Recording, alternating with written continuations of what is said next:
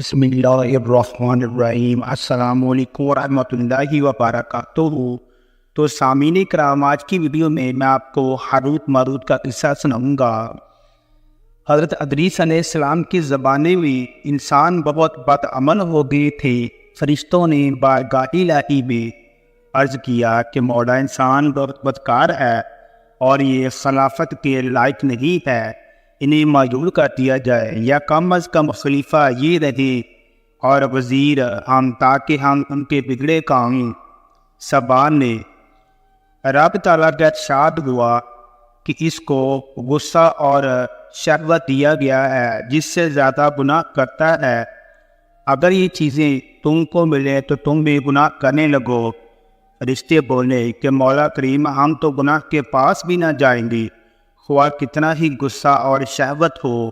حکم ربی ہوا کہ اچھا، تم اپنی جماعت میں سے اعلیٰ درجہ کے پرہیزگار فرشتے چھانٹ لو، ان کو غصہ اور شہوت دے دیتے ہیں، پھر امتحان ہو جائے گا۔ چنانچہ ہاروت اور ماروت، جو بڑے ہی عبادت گزار فرشتے تھے، انتخاب میں آ گئے۔ اللہ تعالیٰ نے ان کو یہ چیزیں یعنی غصہ اور شہوت دے کر شہر بابل میں اتار دیا اور فرمایا کہ تم قاضی بن کر لوگوں کا فیصلہ کیا کرو اور روزانہ اسم اعظم کے ذریعے شام کو آسمان پر آ جایا کرو۔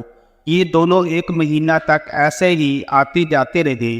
اتنے عرصے میں ان کے عدل و انصاف کا عام چرچا ہو گیا اور بہت مقدمے ان کے پاس آنے لگے۔ ایک روز ایک نہایت حسین و جمیل عورت نے، جس کا نام زبرہ تھا، یہ ملک فارس کی رہنے والی تھی، اس نے اپنے خاوند کے خلاف مقدمہ دائر کیا۔ یہ دونوں اسے دیکھتے ہی عاشقی اظہار ہو گئے اور اسے برے کام کی خواہش کی۔ اس نے کہا، میرا دین کچھ اور ہے اور تمہارا دین کچھ اور اختلاف ہوتے ہوئے یہ نہیں ہو سکتا۔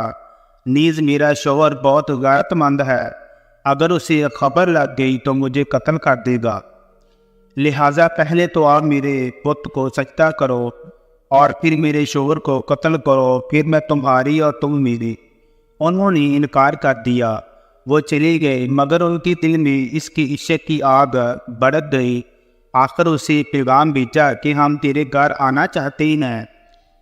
سر آنکھوں پر یہ دونوں اس کے گھر پہنچ گئے۔ اس نے اپنے آپ کو آراستہ کیا اور ان سے بولی کہ یا تو آپ لوگ مجھے اسم اعظم سکھاتیں یا بت کو سجدہ کریں یا شوہر کو قتل کریں یا شراب پی لیں۔ انہوں نے سوچا کہ اسم اعظم اسرار الہی ہے، اس کو ظاہر کرنا بہت ظلم ہے، بت پرستی کرنا شرک ہے اور قتل حقوق العباد ہے۔ لاؤ شراب پی لیں۔ چنانچہ شراب پی لی۔ جب شراب پی کر مست ہو گئے، زہرہ نے ان سے بت کو سجدہ بھی کروا لیا، اپنے شوہر کو قتل بھی اور اسم اعظم بھی پوچھ لیا۔ زہرہ تو اسم اعظم پڑھ کر صورت بدل کر آسمان پر پہنچ گئی۔ حق تعالیٰ نے اس کی روح کو زہرہ ستارہ سے متصل کیا اور اس کی شکل زہرہ ستارہ کی طرح ہو گئی۔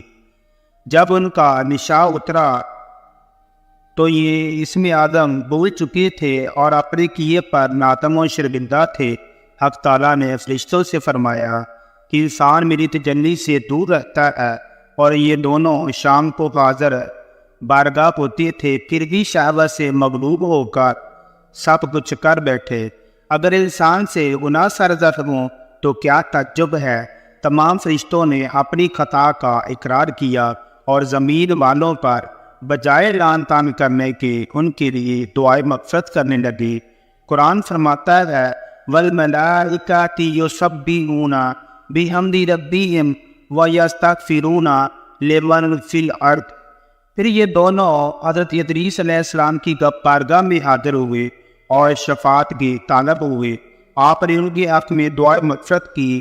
بہت روز کے بعد حکم الہی آیا کہ ان کو اختیار دیجیے کہ یا دنیاوی عذاب قبول کر لیں یا آخرت کا۔ حضرت ادریس علیہ السلام نے انہیں حکم الہی پہنچایا۔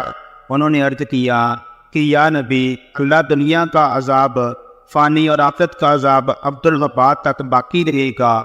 ہم کو دنیاوی عذاب منظور ہے۔ چنانچہ حق تعالیٰ نے فرشتوں کو حکم دیا کہ ان دونوں کو لوہے کی زنجیروں میں جکڑ کر بابل کے کنویں میں اوندا لٹکا دے۔